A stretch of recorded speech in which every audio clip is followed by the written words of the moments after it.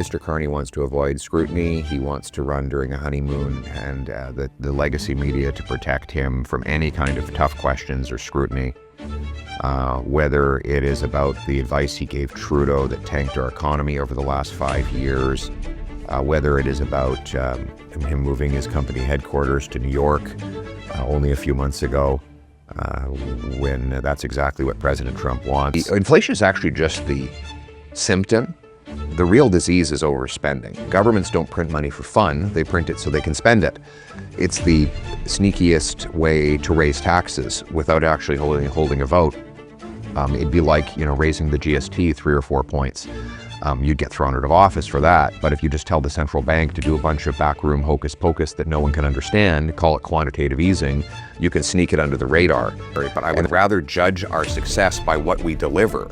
I would rather judge, for example, in healthcare, how much we shorten wait times, how much we improve, how many Canadians get an extra family doctor. On military, judge by how much territory we've protected by opening new base in the north, or by securing our waters with new icebreakers. So I want to ask you, Pierre, what is the worst thing that Justin Trudeau has done to Canada? Well, he broke its promise. There was a very simple promise in Canada that you work hard, you get a great life. Doesn't matter where you come from, it matters where you're going. It doesn't matter who you knew, it matters what you can do.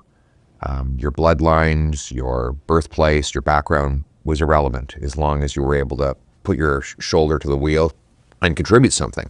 And that meant you got a nice house, you could feed your kids good, nutritious food, you'd have a powerful paycheck that you'd bring home. That promise is broken after 9 years of the Carney Trudeau Liberals. And now I think their main objective will be to distract people, make people forget about the last 9 years, to give them another 4. And that is why it's so tragic that he's been able to break it. But the good news is we can put the pieces back together. We need to get back to a common sense, free enterprise country with low taxes and fast permits that allows people to work hard and achieve great things and be honored as entrepreneurial heroes.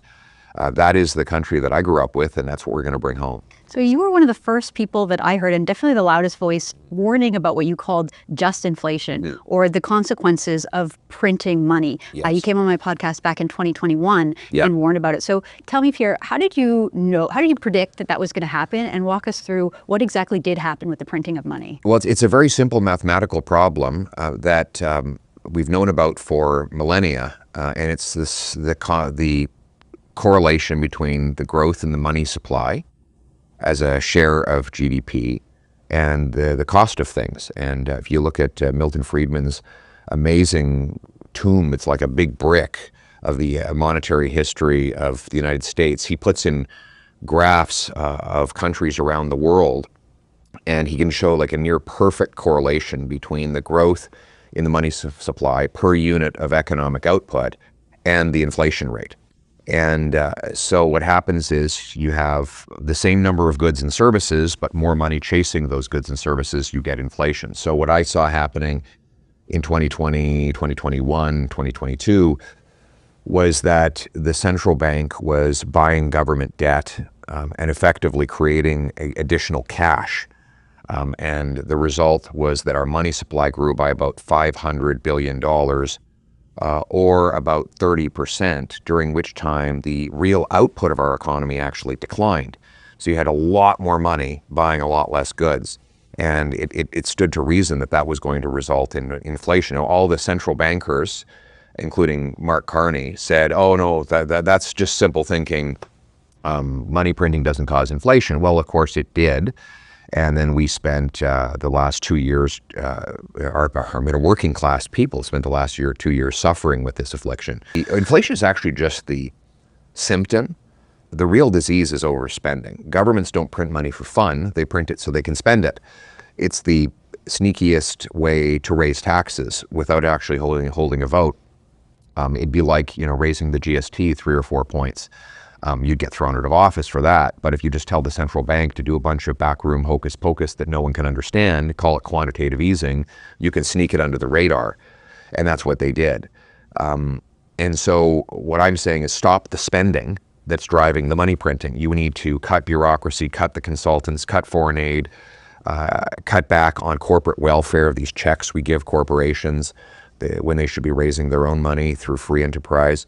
And then you don't have to print money, and you can protect the purchasing power of your dollar. You got into some heat at the time by the legacy media for saying that you would fire the governor of the Bank of Canada, Tiff Macklin. Is that still your position, or what else would you do to get money under control? Well, there's a lot of things we need to do. First of all, let's start with this notion that it was a global phenomenon.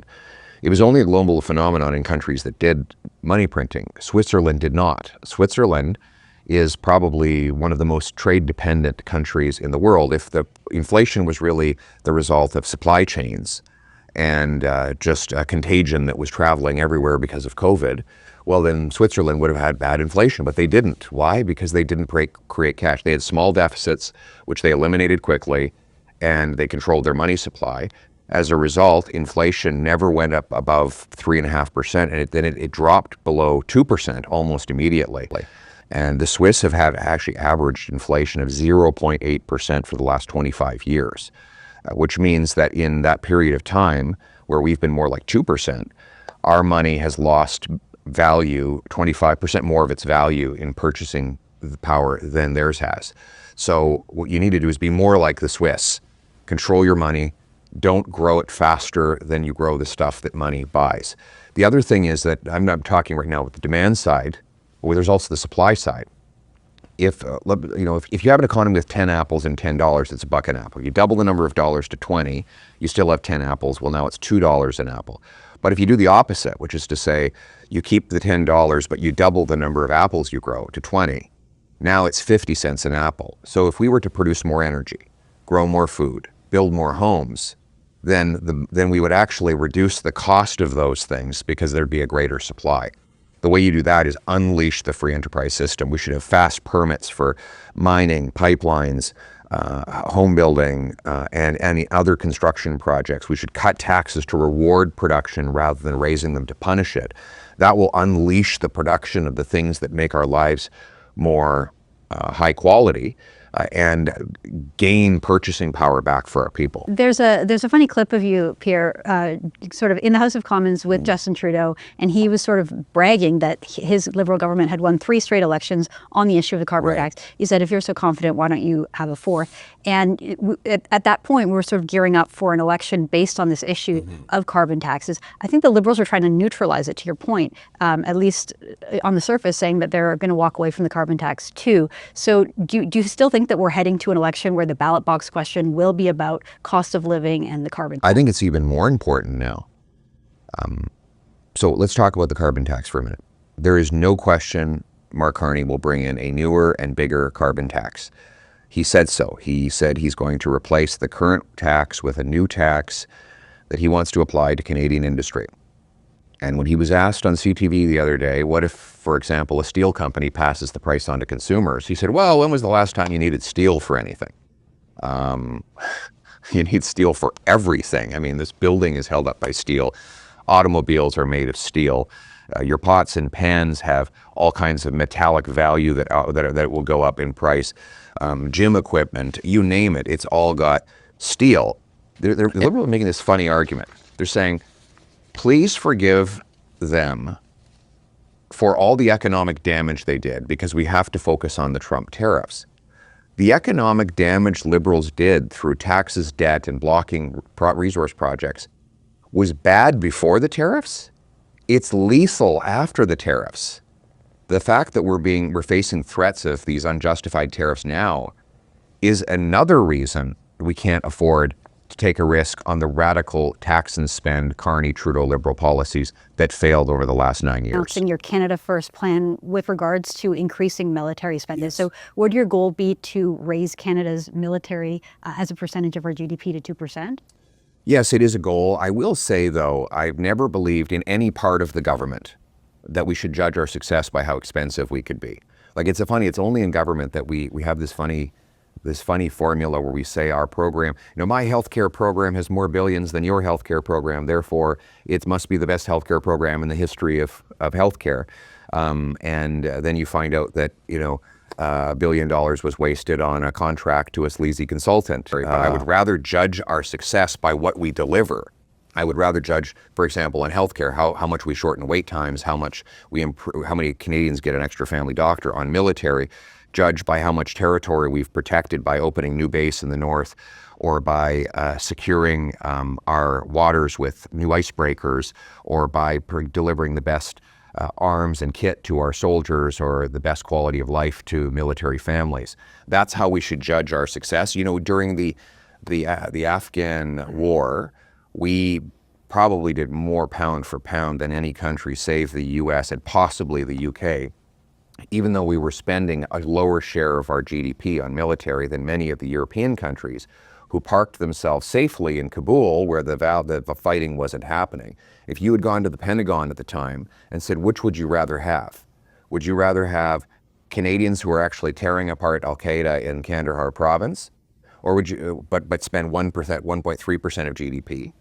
Or would you rather have us spend 2% of GDP and park in Kabul and let someone else do the real fighting, like the other Europeans? I think that in 10 times out of 10, American generals at that time would have said, we would rather have you fighting on the front lines doing stuff. So let's measure government actions by what they achieve, not just by what they cost. You know, I can hit 2%. I could hit 2% tomorrow if I were to do what Justin Trudeau did, which is have a gigantic boondoggle on the F-35s. You could blow billions of dollars on a boondoggle, and that would bring your defense spending up, but not your capabilities up. So I just once again say our focus should be, let's reduce the back office bureaucracy, the procurement boondoggles, and let's deliver more war-fighting capability for the best possible price to taxpayers and the highest quality of life for our men and women in uniform. Just want to know, when do you think the election will be, and are you ready for an election? We are ready. I think it will happen quickly. I think Mr. Carney wants to avoid scrutiny. He wants to run during a honeymoon, and the legacy media to protect him from any kind of tough questions or scrutiny, whether it is about the advice he gave Trudeau that tanked our economy over the last 5 years, whether it is about him moving his company headquarters to New York only a few months ago, when that's exactly what President Trump wants. Whether it's about him opposing Canadian pipelines while buying pipelines in the Middle East, or opposing Canadian energy while investing in American coal. Those are all highly hypocritical things that Mark Carney does not want explored. And so I think he'll want a quick election to avoid any scrutiny. I think it is important we do get a quick election, but let's not mistaken the real reason why Carney wants that. It is to avoid any scrutiny and to have the Liberal establishment, the Liberal media, basically rubber stamp him as Prime Minister so that he can go on carrying out the same policies that have destroyed our economy, doubled our debt and housing costs after 9 years of the Liberals.